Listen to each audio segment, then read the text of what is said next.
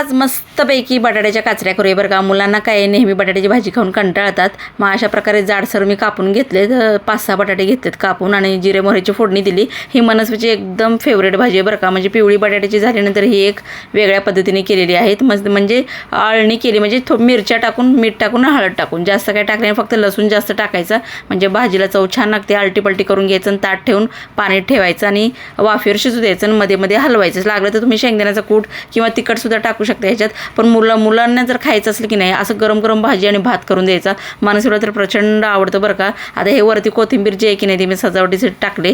पुढे बघा मनस्वी ह्या कोथिंबीरचं काय करते. आणि असं गरम गरम दिलं ना मुलांना की पटापट खातात बरं का.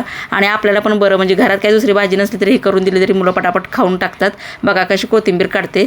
कोथिंबीर तिला अजिबात आवडत नाही. काय अशी मुलं करतात काय माहिती. तुमची सुद्धा अशीच करता का नक्की सांगा. पोह्यातला कांदा कोथिंबीर काढून टाकतात. कसा वाटला व्हिडिओ आवडला सबस्क्राईब नक्की करा बरं का.